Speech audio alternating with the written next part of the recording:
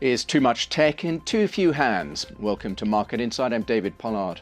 A software update wreaked havoc on computer systems globally today, grounding flights, forcing some broadcasters off air and hitting services from banking to healthcare, in a salutary reminder of just how easy it is to interrupt the flow of business for everyone, with devastating consequences when our IT is compromised.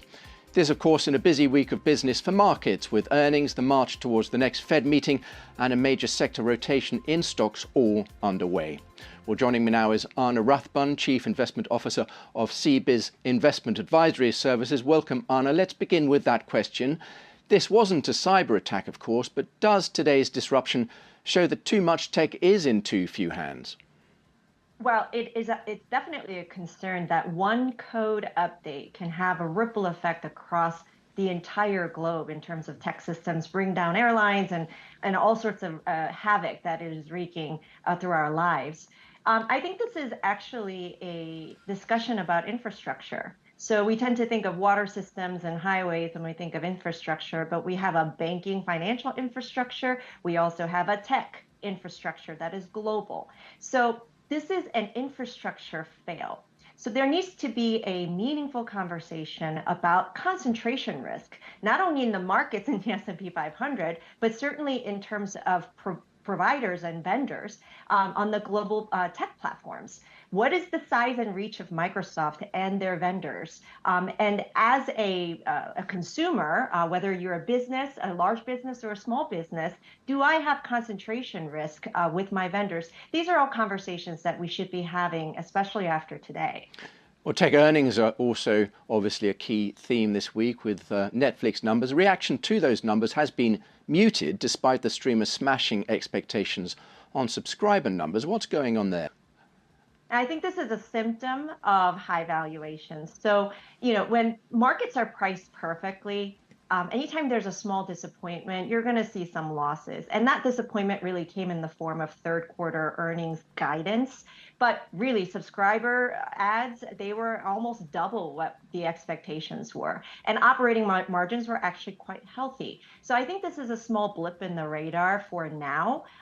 What we have looking forward is really their advertising revenue in the future. And we know that they're working hard on it. And if the subscriber viewership tells us anything, we know that there are going to be a lot of eyes on the Netflix platform. And so that should be pretty enticing for advertisers to get on the Netflix platform.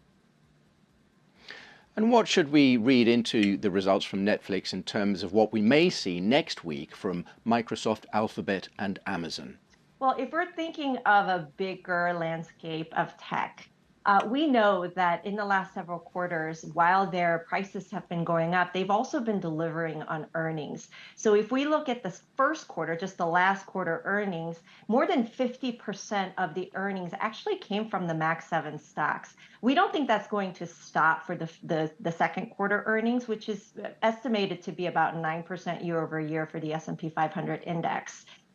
Now, in terms of price action, this comes at a very interesting time, right? The earnings reports are coming at an interesting time when we've seen some sell-off in some of those big tech names. So the question really is, will people buy the dip if the earnings are better, or will there be a little bit of hesitation? And that's what we'll find out next week.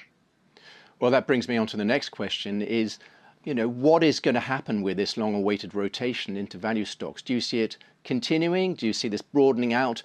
This rally we've seen this year, do you see it broadening out further? How do you see the rotation progressing from here? Well, when you have narrow leadership of winners in the stock market, the mean reversion says you're going to see a rotation at some point, right? And that is sort of what we saw. It started with the weaker CPI number, anticipation of the upcoming Fed cut, and then there was a little bit of a Trump bump that a lot of market participants are interpreting it as that way. The question is, what matters going forward. We have the PCE data coming out. It is estimated to be either in line with the previous month or a little bit lower. If we have a surprise to the upside, that would be a little bit of a dent in that rotation that we saw.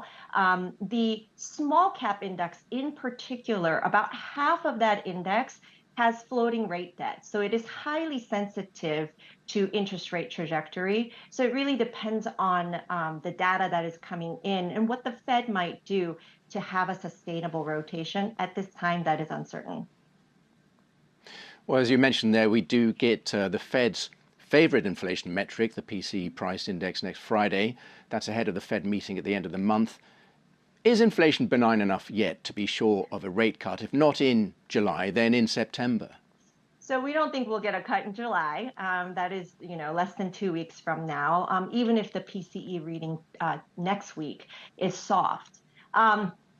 In terms of what the Fed will do, I don't think the Fed officials even know if the inflation rate is low enough. I believe Goolsbee thinks that we might need to start cutting rates, while Daly thinks that we need to wait. We think at CBIZ Investment Advisory Services that the Fed should start cutting because about 66% of the households, that's an example, they own homes, but their effective mortgage rate is below 4%. It is not anywhere near where the new mortgage rates are, which tells you about the lack of sensitivity to interest rates here in the United States, while the interest rate sensitive areas like real estate and frankly, the lower income households, they're really struggling. So we do think that the Fed should start cutting rates, and we do think that inflation trend has given us enough stability that they can actually start to cut rates potentially in September. Okay, Anna Ruthman of CBIZ Investment Advisory Services, many thanks for sharing your thoughts with us today. That is Market Insight. Don't forget you can watch more videos on Reuters.com.